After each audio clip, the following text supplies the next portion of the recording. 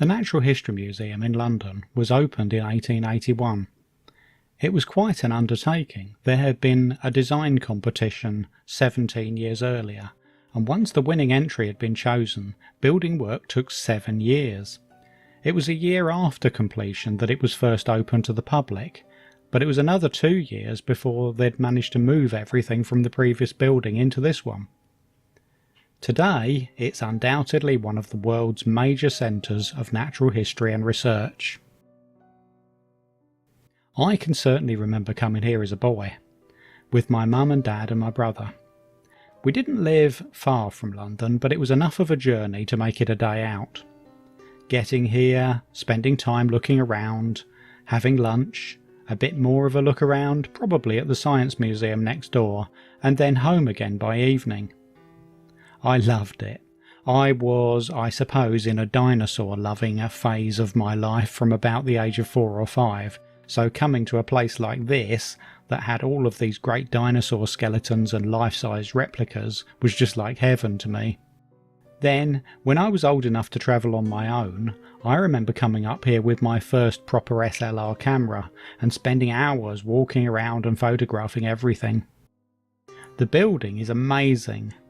That's something I probably didn't notice as a child. I think I must have been aware of it being very big. But coming back here as an adult, I suddenly became much more aware of the architecture of it. It's just wonderful. These massive archways and pillars, and a vaulted roof that's way up in the sky. I always associate the entrance hall with the Diplodocus skeleton, the one they called Dippy. It's been with the museum for over 100 years. It's a cast, of course. The original fossil was found in Wyoming, and was then held in the Carnegie Museum in Pittsburgh. From those bones a cast was made, which is what we see here. It was the first of many casts made from the same original fossils that were sent to many museums around the world. Strangely, I learned that Dippy was only moved into the Central Hall in 1979, which means something else was here when I used to visit as a child. Elephants, apparently. I do have a vague recollection of seeing elephants, mammoths and things like that. If you ask me which things I remember most from those visits as a child, then I would certainly say the dinosaurs. And then it's probably all of the big things like whales. I remember there being loads of things, much smaller things, in glass cases on display everywhere, but I just can't bring any of them back to mind, really, except perhaps seeing hundreds of butterflies preserved and fixed to cards, which I actually found a little bit gross, because the dinosaurs and those things had died naturally and their fossils had been unearthed millions of years later, but these insects had all been killed directly for the collection. That's not so good. Talking of the big things that I remember, there was this high gallery, almost up in the roof, where there was a slice of some huge tree trunk that was mounted up on the wall. It was actually a sequoia from California. You could see all of the growth rings, so many of them. It had been over 1,000 years old when it had been chopped down.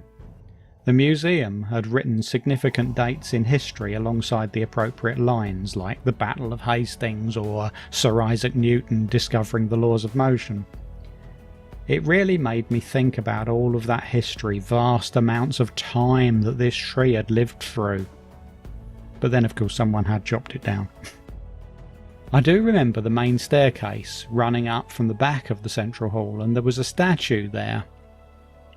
The one that was there when I was a child would have been Sir Richard Owen, who was really the man that made the Natural History Museum a place for the general public to go and visit. Before that, it had really been quite an elitist place. Only scientists and researchers were allowed in.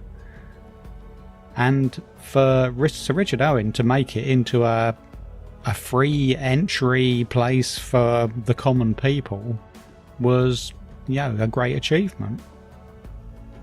Museums have been viewed in a very different light after the way he transformed the Natural History Museum here in London. He himself rather fell from prominence later in life. He carried out a vendetta against at least one colleague, attempting to erase their name and works from the records, and he never accepted Darwin's theories on evolution. And as he grew older, he increasingly tried to take the credit for numerous discoveries that were made by other people. He was eventually found out and voted off of various official bodies. So it's quite apt in many ways that his statue got replaced, and today we have a statue of Charles Darwin there. So there we are. I've attempted to recreate a memory of the entrance and the central hall of the Natural History Museum in Minecraft. It's my entry for the August base race, which has the theme of time, and I hope you can see the connection between my build and that theme. Thank you for watching. I've been Batheart, and I'll be back in the September base race.